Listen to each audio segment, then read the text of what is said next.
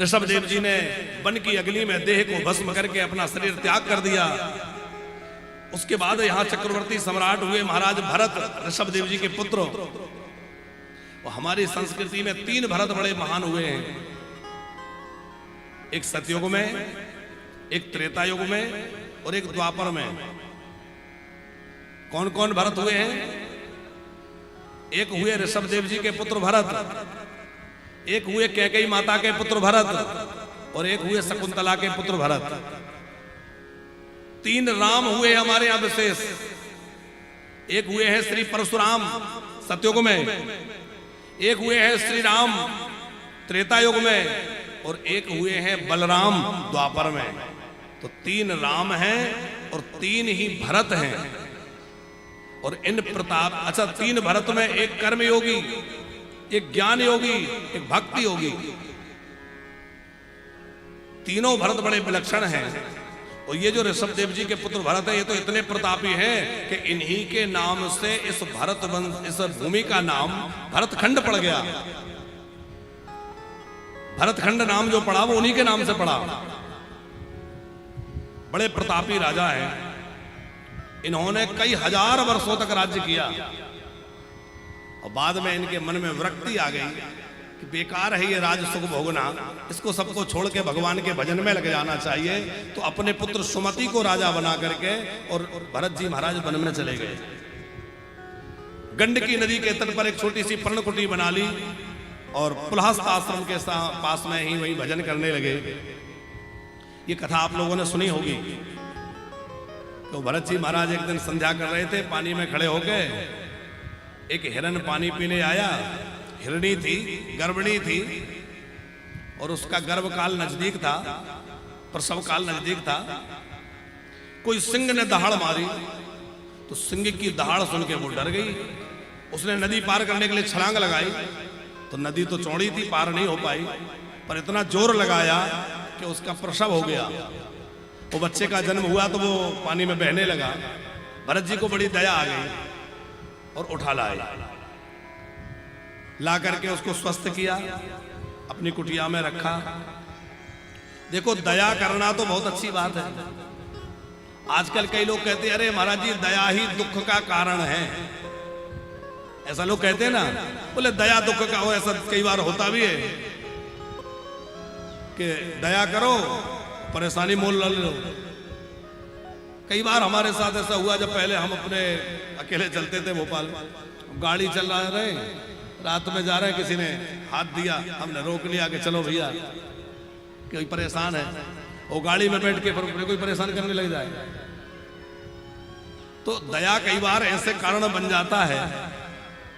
आश्रम में कोई आ गया, अपन ने सोच दया करके कि चलो ठीक है कोई बात नहीं है, कोई है, वो आकर के बाद में अपने को आंख दिखाने लग जाता है। तो दया के कारण ये स्थितियां कई बार डर में तो होती हैं, पर इसका मतलब ये नहीं कि दया करना छोड़ दें। दया धर्म का मूल है, इसलिए भैया दया कभी मत छोड़ना, जीवन में दया हमेशा बना के रखना। दया दुख का कारण नहीं, दया धर्म का मूल है। दया धर्म का मूल है, इसको त्यागना नहीं है। लेकिन हां, दया कितनी करनी है इस पे विचार करना है। बुंदेला जी, होना यह था कि भरत जी ने देखा कि ये स्वस्थ हो गया, अब उसको हिरणों के झुंड में छोड़ देते, वो चला जाता, पर थोड़ा मोह उत्पन्न हो गया। बड़ा प्यारा है, आश्रम में ही रखूंगा, अब मैं भी तो अकेला ही रहता हूं, ये रहेगा तो थोड़ा मन बहला रहेगा। और धीरे धीरे इतना मन उस हिरण में लगने लगा कि जब करने बैठते वो हिरण आ जाता, पीछे से खुजलाने लगता, तो उसको गोद में ले लेते, माला रख देते, उसी से खेलने लग जाते। ध्यान करने बैठे, आके चाटने लग गया, उसको हाथ लगाने लगे, उसको खुजलाने लगे और माला छूट गई। तो धीरे धीरे भजन कम होता गया और हिरण में समय ज्यादा लगने लग गया। और परिणाम क्या हुआ कि जब मृत्यु का क्षण आया तो मृत्यु के काल में इनका जो ध्यान था, मृत्यु काल में इनका ध्यान भगवान का नहीं था। किसका ध्यान करते करते मरे? हिरण का। कैसे रहेगा, कहां होगा, कोई उसको जानवर खा ना जाए, वो मर ना जाए, उसी का ध्यान करते करते मरे तो अगले जन्म में हिरण ही बन गए, क्योंकि अंते या मति सागति। अब इनको हिरण बनना पड़ा, तो हिरण तो बन गए, लेकिन भगवान के भजन का प्रताप देखिए कि इनके जीवन में सब कुछ स्मरण बना रहा कि देखो मैं इतना बड़ा चक्रवर्ती सम्राट भरत था, अब मैं एक हिरण के मोह के कारण हिरण बन गया, अब मैं सावधान रहूं। तो बड़ी सावधानी से समय बिताया, हिरण का शरीर छूट गया, तो तीसरा जन्म एक ब्राह्मण के घर में मिला। संयोग से वहां भी इनका नाम भरत पड़ा।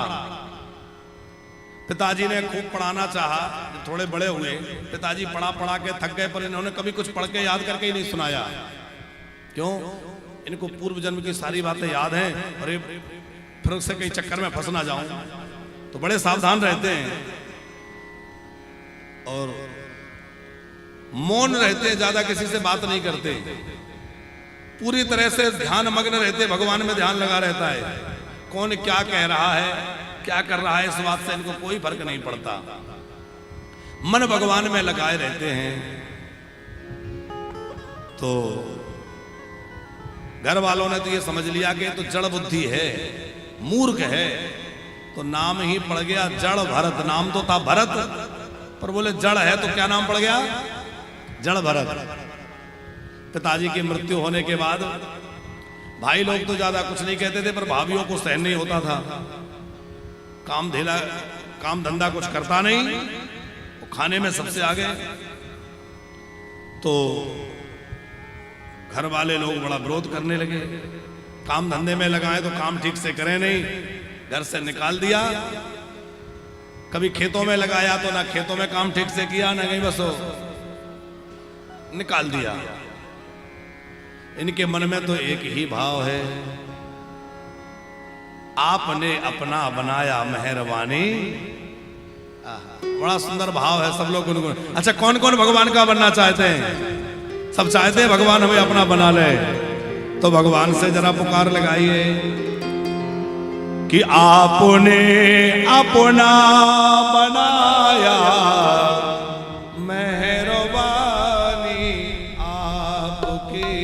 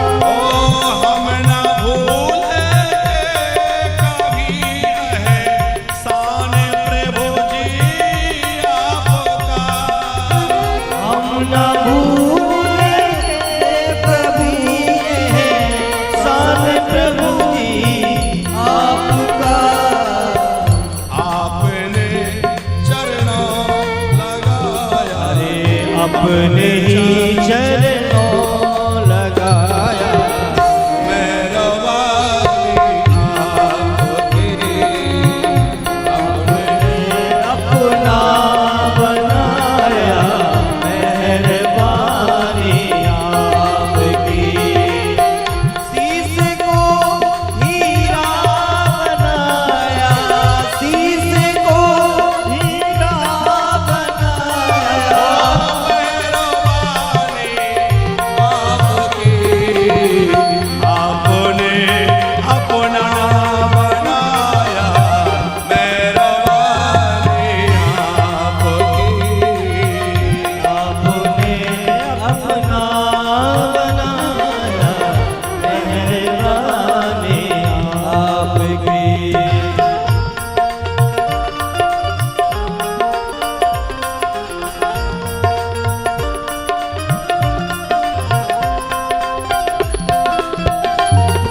जय हो।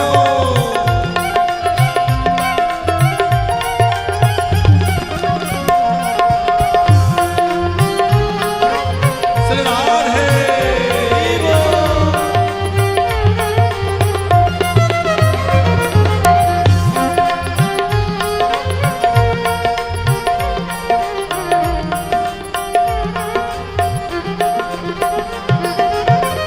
हरे मुराद पूरी होते तेरे दरबार में।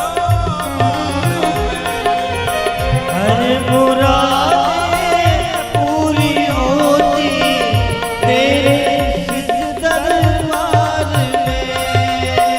हर मुरादें पूरी होती तेरे इस दरबार में।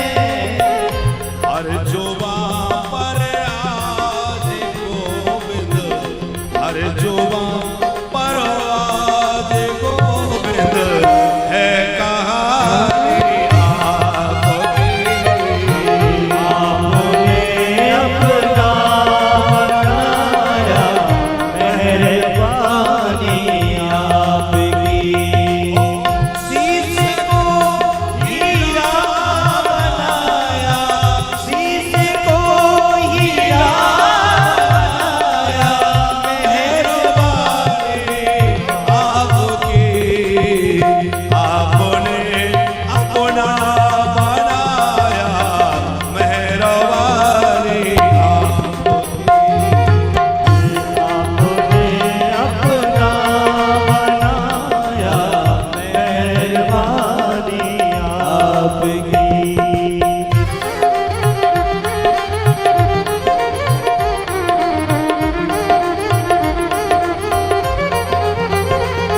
जय हो। राधारमण लाल की जय हो।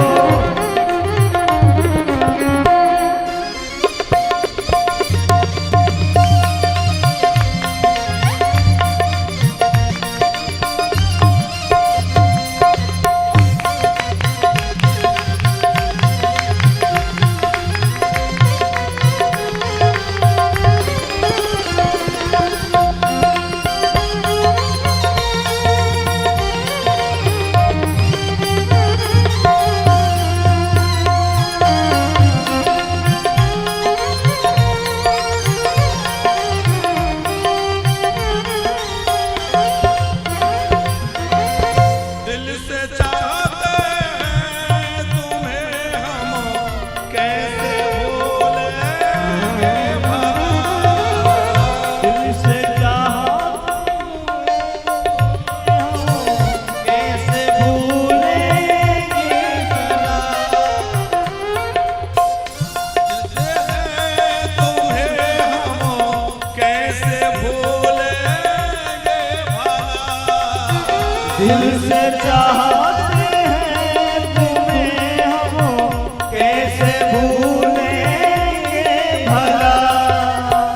अब तो यह दिल भी हमारा, अब तो यह दिल भी हमारा है निशानी आपकी। आपने अपना बनाया मेहरबानी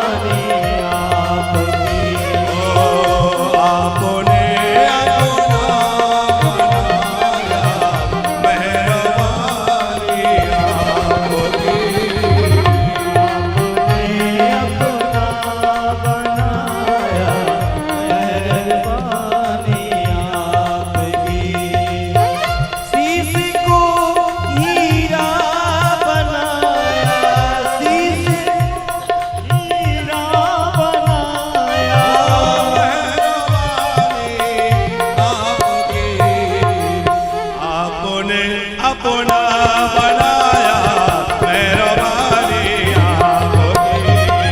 आपने अपना बनाया मेहरबानी आपकी। ओ आपने अपना बनाया मेहरबानी आपकी। आपने अपना बनाया मेहरबानी आपकी। मेहरबानी आपकी। मेहरबानी आपकी। मेहरबानी आपकी।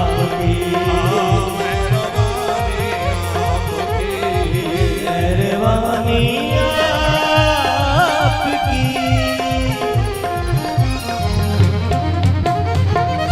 बोले भक्तवत्सल भगवान की।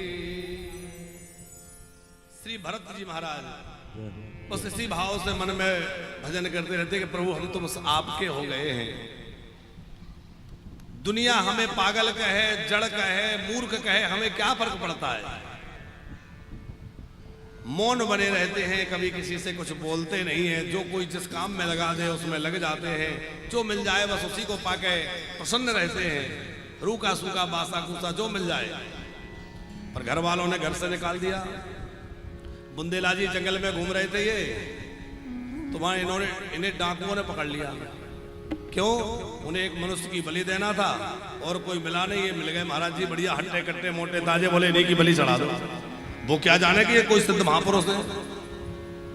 ले जाके बढ़िया नहलाया धुलाया, बढ़िया माला वाला पहनाई, चंदन लगाया, पूजा करी बलि की पशु की तरह, और बढ़िया पकवान भी जमाए। और जैसे ही तलवार निकाली तो उन्होंने कहा ये क्या है?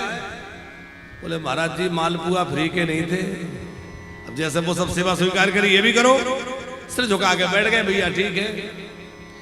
अच्छा कोई ज्यादा प्रणाम करे, पूजा करे तो सावधान ही हो जाना चाहिए, क्योंकि ये सब बलि के पहले की प्रक्रिया है? तो सावधान होना चाहिए। अब जैसे ही बलि चढ़ाने लगे तो ये तो बिल्कुल मौन है, बोले कोई बात नहीं, भगवान की जैसी इच्छा। लेकिन जो भगवती भद्रकाली सामने विराजमान थी, उनको सहन नहीं हुआ कि एक आत्मज्ञानी ब्रह्मज्ञानी सिर झुकाए बैठा है और ये मूर्ख लोग इसको मारेंगे। तो भगवती भद्रकाली अपनी विग्रह से प्रतिमा को तोड़ करके प्रकट हो गई। अट्टहास करती हुई भगवती प्रकट हो गई। भगवती अपनी विग्रह से प्रकट हुई और हाथ में खड़ग लेकर के और उन सब दुष्टों का संहार कर दिया। और भरत जी पर खूब कृपा करी, इनको आशीर्वाद दिया। इन्होंने माँ को प्रणाम किया, माँ का वंदन किया और वहां से निकल पड़े। माँ का आशीर्वाद मिल गया। फिर जंगल में घूमने लगे। रघुगण नाम का एक राजा पालकी में बैठ के कहीं जा रहा था। कपिल मुनि के आश्रम पर जाने की इच्छा है, संगम तीर्थ की ओर जा रहा है। उसके जो पालकी ढोने वाले लोग थे उनमें से एक बीमार पड़ गया। अब 3 लोगों से पालकी चल नहीं रही थी, तो चौथा कहां से लाएं? तो बोले चौथा एक काम करो, जो कोई मिल जाए उसी को ढूंढो, पकड़ लो। कौन मिल गया? भरत जी महाराज। इन्हीं को लगा दिया, चलो पालकी में। अब पालकी में लग तो गए, पर इनके चलने का तौर तरीका अलग है। तो ये चलते हैं अपनी मस्ती में, कोई चींटी दिख जाए तो थोड़ा छलांग लगा देते हैं। बड़े धीमे धीमे चलते हैं, कोई चींटी जीव जंतु मर ना जाए। अच्छा आप विचार करो कि जो पालकी लेके चल रहा है वो जब छलांग लगाएगा तो पालकी का क्या हालत होगी? डगमगा जाती है, पलटने लग जाते हैं, सर टकराता है। राजा क्रोध में भर गया, कैसे चल रहे हो? बोले महाराज हम तो ठीक चलते, ये नया वाला गड़बड़ करता है। राजा को थोड़ा रोष आ गया, तो रघुगण ने फटकार लगाई कि ठीक से नहीं चल सकते, अच्छे से चलो। तो राजा ने उपहास करते हुए व्यंग किया, अरे तुम बहुत दुबले पतले हो इसलिए नहीं चल पा रहे, जबकि खूब मोटे ताजे हैं। वो व्यंग कर रहा है, बहुत देर से लगे हो इसलिए थक गए होगे। हाँ सारा भार तुम्हारे ऊपर ही तो है, तुम बड़ी देर से लगे हो, पर तुम्हें पता नहीं है कि मैं तुम्हारा कैसा उपचार करूंगा। ऐसे अनाप शनाप बोलने लग गया। जड़ भरत जी को लगा कि ये इसी तरह बोलता रहेगा तो मेरा तो कुछ नहीं बिगड़ेगा, पर इसका बड़ा अहित होगा। तो जड़ भरत जी ने उसका उत्तर दिया। आज बोल पड़े, अभी तक नहीं बोलते थे, मौन रहते थे। क्यों बोले? देखो एक तो इसलिए बोले बुंदेला जी कि ये सत्संगी राजा है, लेकिन अभिमानी है, इसको राजा होने का अब मद है। पर यदि इसी तरह ये संतों का अपमान करता रहा, मेरा अपमान करता रहा, तो ये नरक में जाएगा और सत्संग कलंकित हो जाएगा। इसलिए मैं इसका कल्याण करूं। इसलिए भी बोल पड़े कि भले ही ये रजोगुणी है पर सत्संगी है, पात्र है, और पात्र व्यक्ति को तो जो है प्रसाद प्राप्त होना ही चाहिए। तो मैं अपनी वाणी के प्रसाद से इसका कल्याण करूं, इसलिए भी बोले। और तीसरा जो बड़ा विशेष कारण है, इसलिए बोले कि चाहे जैसे हो जाने अनजाने, इसका भार मेरे कंधों पर है। और संत जिसका भार अपने कंधे पर ले लेते हैं, उसका कल्याण करके ही छोड़ते हैं भैया, बेड़ा पार करके ही। संत जिसकी जिम्मेवारी ले लें,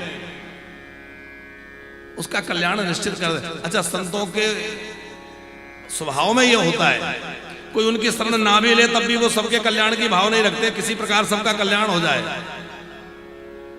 वो एक महात्मा वृंदावन के ही थे और रेलगाड़ी में बैठ के कहीं जा रहे थे, बुंदेला जी। तो जिस सीट पे वो बैठे थे उसके सामने कोई सेठ जी बैठे थे। अब वो सेठ जी थोड़े अलग मिजाज के होंगे, उनको भजन भाव से मतलब नहीं था। तो वो सेठ जी को, उनको महात्मा को सुना सुना के क्या कह रहे पंकज जी, अरे बोले ये बाबा लोगों के मौज है, मजे हैं इन लोगों के, देखो तो सही, ये टीवी बंद करके इसमें लगा देना, इन लोगों को हवा आती रहे। देखो तो सही, बोले कितना बड़ा थैला है, हमारे पास तो एक थैला है, इनके पास तो 3-3 थैले हैं, हमारे पास तो थोड़ा सामान, इनके पास तो और ज्यादा है। ये महात्माओं के भी बड़े ठाट बाट है भाई। ऐसे कुछ ना कुछ वो व्यंग करता हुआ जा रहा था। और महात्मा जी को लगा कि इसका कल्याण किसी तरह करना चाहिए, ये विमुख व्यक्ति है। तो उसको कहा, भैया सेठ जी राम राम। राम राम कहने से वो और बिगड़ गया। तुम लोग ऐसे ही ठगते हो, पहले राम राम करोगे और फिर धीरे धीरे बातचीत शुरू करोगे, फिर कुछ ना कुछ मांगने लगोगे, और बात ही करने तैयार नहीं। महात्मा जी ने कई बार बात करने की कोशिश की, पर वो तो ध्यान ही ना दे और उल्टा सीधा बोले। महात्मा जी भी महात्मा जी थे, उन्होंने कहा मैं इसका कल्याण करके ही रहूंगा। अब वो सेठ जी सो गए, और सोए हुए थे तो इन्होंने अपने झोली में से तुलसी निकाली और गोपी चंदन निकाला, और चंदन घिस के पहले तो इसके गले में तुलसी बांध दी धीरे से, और जैसे चंदन लगाने लगे, थोड़ा ही चंदन लग पाया था, उसकी आंख खुल गई, और आग बबूला हो गया, ये क्या कर रहे हो। इतना क्रोध उसको आया कि उसने तो उनको प्रहार ही कर दिया। अब महात्मा मुस्कुराए, क्रोध नहीं आया, तो उन्हें तो पता था कि ऐसा प्रतिक्रिया होगी, क्रोध नहीं आया। बोले देखो, अब तुम चाहे जितने बिगड़ो, चाहे जितने नाराज हो, पर तुम्हारे कान में मैंने राम राम बोल दिया, गले में तुलसी बांध दी, अब तो तुम्हारा कल्याण पक्का हो गया, तुम्हारा कल्याण होगा ही होगा। इतना सुनते ही उसकी बुद्धि बदल गई।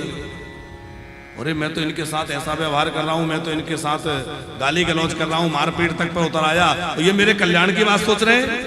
चरणों में गिर गया, क्षमा मांगी, और फिर वो बाद में भजन करने लग गया, और भगवान की कृपा हो गई उस सेठ पर, तो वो भी भक्त बन गया। तो संत जो है वो जानबूझकर कृपा करते हैं कि भले ही कोई भक्त हो ना हो, पर उसको जबरदस्ती भक्ति में लगा दें।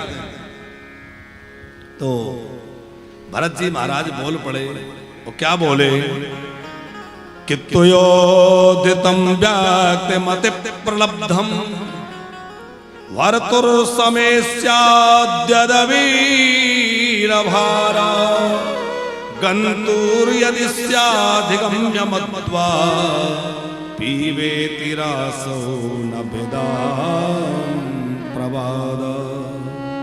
अरे राजन, तुम किसको दंड देने की बात कर रहे हो? तुम मुझे दंड नहीं दे सकते, क्योंकि मैं शरीर नहीं हूं। ये जन्म लेना, मरना, मोटा होना, पतला होना, ये सब धर्म शरीर के हैं, आत्मा के नहीं। आत्मा तो इन सबसे अलग है, और मैं तो आत्म तत्व हूं। ये बात जब सुनी तो रहुगण के तो होश उड़ गए, अरे ये तो कोई आत्मज्ञानी महापुरुष है, मैं तो इनको पागल समझ रहा था, ये पागल नहीं है, ये तो कोई ज्ञानी महात्मा है। ऐसा सोचकर रहुगण जो है नीचे देखा तो उनके कंधे पर जनेऊ, नीचे कूद पड़ा, चरणों में गिर के क्षमा मांगी। कस्तम निगूढ़श्चरसध्वजानां व्यभार्षि सूत्रम कतमोवधूता कस्यासि कुत्रस्यापि कस्मात् क्षेमाय नश्चेत् सुफला। आप कौन है? मैंने आपको पहचाना नहीं। महाराज मैं किसी से नहीं डरता, ना हम विसंके सुरनाट वज्रात न त्रक्षशूला न यमस्तदंडात नारक सोमान लिप्त पासा संके विषम ब्रह्म कुलाब माना। मैं डरता हूं तो ब्राह्मणों के श्राप से डरता हूं। तब जो है भरत जी ने समझाया डरो मत, मन की जो जिज्ञासा हो पूछो। फिर रहुगण और भरत जी के बीच में बड़ा अद्भुत संवाद हुआ है। भवाडवी का वर्णन किया है और आत्म तत्व का बोध कराया है। आत्मा क्या है? ये राजा रहुगण कौन था पता है आपको? जिस हिरण के बच्चे में राजा भरत को मोह हुआ था, वो हिरण का बच्चा राजा का चिंतन करते करते मरा तो वो राजा बन गया। राज परिवार में जन्म लिया और राजा बन गया। रहुगण को उस समय कल्याण की इच्छा हुई थी इनके मन में, पर उस समय उसका कल्याण नहीं करा सके। तो इन भरत जी ने यहां आकर के उसका कल्याण कराया। और दया करने से इनका बिगड़ा क्या? पंकज जी विचार करें कि इन्होंने उस हिरण पर कृपा करी, दया करी, ठीक है हिरण बनना पड़ा, लेकिन इनका गया क्या? आखिर फिर इनको मनुष्य शरीर मिला, फिर भजन किया और भगवान तो मिल ही गए। भगवत भक्ति तो नहीं गई, पर इनके माध्यम से एक ऐसा अद्भुत ज्ञान प्रस्फुटित हो गया जिसका आश्रय लेके कितने लोग आज भी अपना कल्याण कर रहे हैं। और भरत जी के द्वारा दिया हुआ वह जड़ भरत का ज्ञान लोगों के कल्याण का मार्ग खोल रहा है। तो कुछ बिगड़ा नहीं भैया। भगवान का भक्त जो है वो कहीं रहे कैसा भी रहे, भगवान उसकी रक्षा करते हैं और उसका कुछ बिगड़ने नहीं देते। भगवान के भक्त की रक्षा तो भगवान स्वयं ही करते हैं। करही सदा तिन की रखवारी, करही सदा तिन की रखवारी। जिमि बालक कहीं महतारे, जिमि बालक राही महतारी। जिमि बालक कहीं महतारे, जिमि बालक राही महतारी। करहु सदा तिन के रखवारी, करहु सदा के रखवारी। भगवान तो सदा अपने भक्तों की रक्षा करते हैं। बाद में इन भरत जी ने देह त्याग करके भगवत धाम को प्राप्त किया।